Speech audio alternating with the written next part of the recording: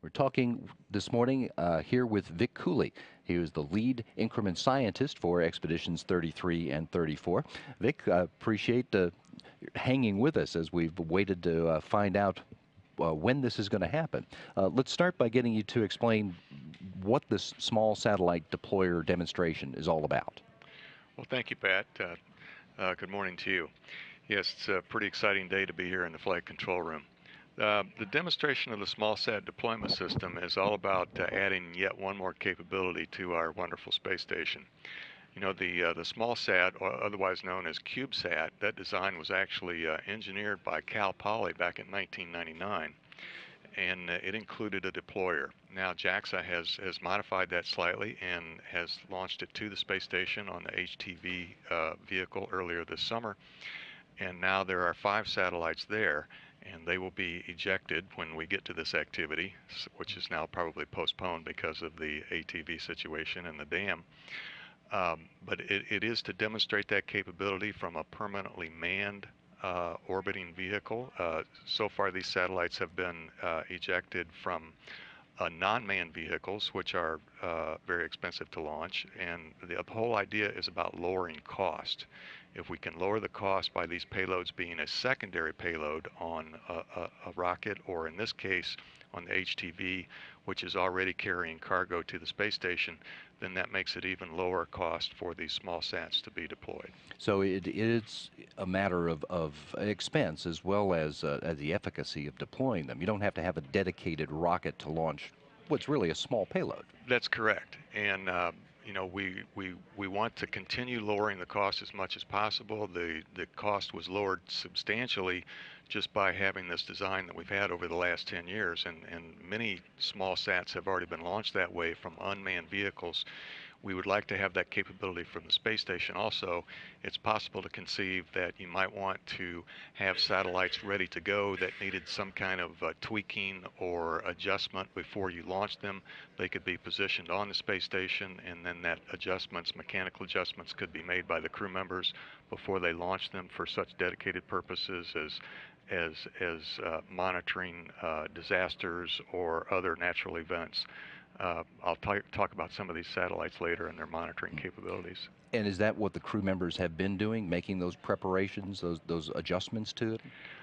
No, they haven't adjusted any of these satellites. We're just in the early stages of demonstrating that these satellites can actually be launched from the space station with this Japanese SSOD, the Small Satellite Orbital Deployer. Okay, we saw a piece of animation here while you were speaking a minute ago that I'm hoping we can get set up to run again, because I want to ask you if you can talk us through the deployment procedure and tell me how the crew and the flight controllers on the ground are going to work to actually set these satellites out into orbit.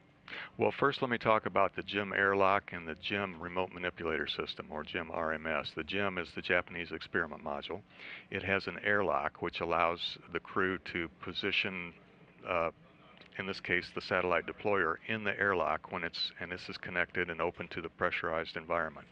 Then they close the hatch behind the satellite deployer, and then they can depressurize that airlock such that now the deployer can slide out into the vacuum of space and be retrieved by the JIM RMS and then positioned for deployment. So to recap that, the crew members have the satellites inside the station, but they attach it to this slide and through the airlock present it outside so that the Japanese robotic arm can grab it and begin to manipulate, put these out to be deployed. Yes, and it's a choreographed sequence of steps between the ground and Aki Hoshide on the space station.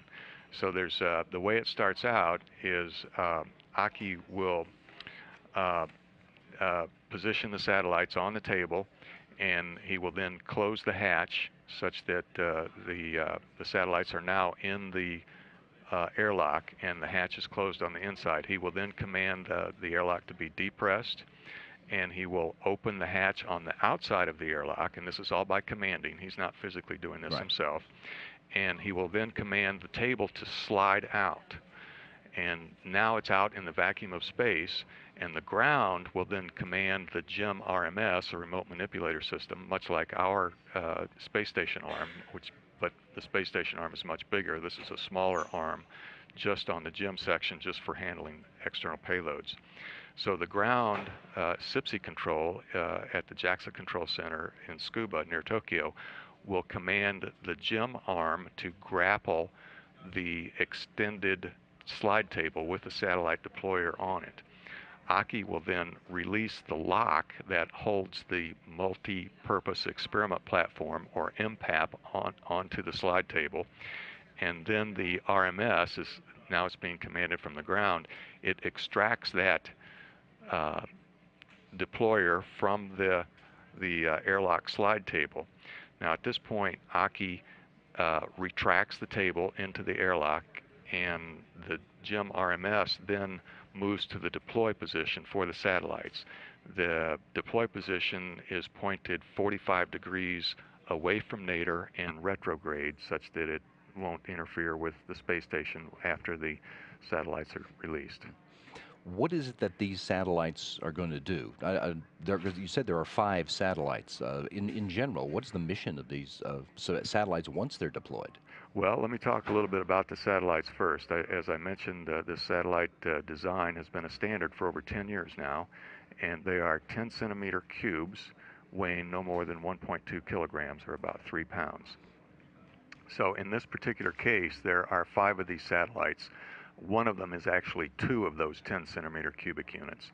There are 2 chutes, or GEM satellite deployers, and 3 of the 10-centimeter cubes can fit in each chute. The first deployment will be done by Aki. The second deployment will be done by the SIPSI ground control. But in this case, the 5 satellites consist of all of them, with one exception, were designed and built by students at universities. One of them was built by San Jose State University, and that's called TechEdSat.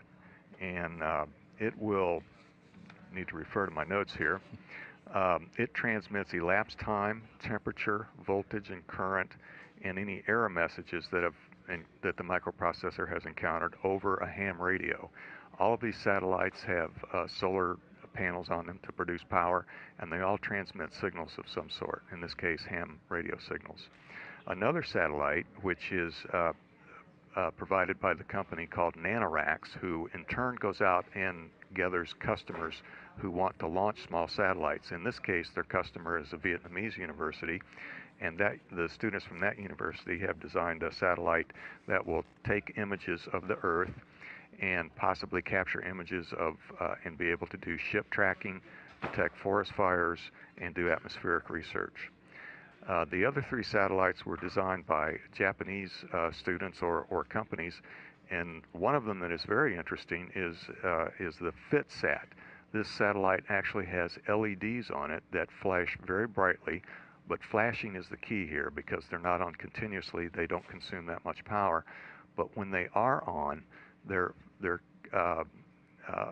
very bright, so bright that you might be able to see them from ground sites within Japan. They're described as 100 watts of LEDs. Now, a watt is an amount of energy per time unit. So since they're flashing, you really have to take out the time aspect of it. But they're extremely bright, if you know how bright LEDs can be compared to regular light bulbs. The second satellite from JAXA, or from the Japanese side, is the one that's actually twice as big as any of the others. It's a 2-unit satellite, and it transmits Earth images taken with a fisheye lens. And the last satellite from the JAXA side takes infrared pictures of the Earth and transmits those to the ground. It's all going to be interesting to see when it happens. As we mentioned, the plan was that the satellites were going to be deployed tomorrow morning, possibly about this time. That plan is probably going to change as a result of the ATV not undocking, as well as planning for a possible conjunction. But it's another interesting scientific aspect of what's going on. Very briefly, give me a sense of what we can look forward to in science during Expedition 33 and 34? Well, in the near term, I noticed you were talking about the SpaceX Dragon vehicle docking soon. There are 2 experiments coming up on that vehicle. One is called Micro 6. This looks at the yeast fungus, also known as the thrush fungus, which people can get in their mouths. It turns out that the yeast fungus is actually present on all of our bodies. It's an opportunistic pathogen. It's just waiting for a chance to flourish when a person's immune system becomes compromised. And we know from other studies that astronauts' immune system, just because they're out of their natural environment and in a microgravity environment, their immune system does become compromised. So you can understand that there would be a very serious health risk, the yeast infections in this case. So this experiment actually grows yeast in a microgravity environment and looks at the genetic changes that happen with that yeast growing in a microgravity environment. Another sortie experiment, as we call it, which will go up on the SpaceX vehicle and come down approximately 25 or 30 days later on the same vehicle, looks at plants and their resistance against gravity on the Earth. It turns out this experiment is called resist tubule, and the act of resisting the pull of gravity and being able to hold itself up is where the resistance comes from. The tubule refers to structures inside plant cells that give those cells their strength so that they can resist gravity. So there are Earth applications as well as space applications for this experiment. On Earth, a plant can spend up to 50% of the energy it acquires from the sun just resisting gravity. But as we continue to use genetically modified organisms for our food, plants may not need to spend that much energy resisting gravity because they change their shape and so forth, but they still may grow these structures to resist gravity.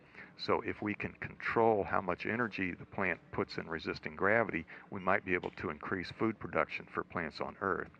In space, obviously, for long duration trips, it would be very desirable to be able to, for the astronauts to grow their own food in space, and that it has space applications also.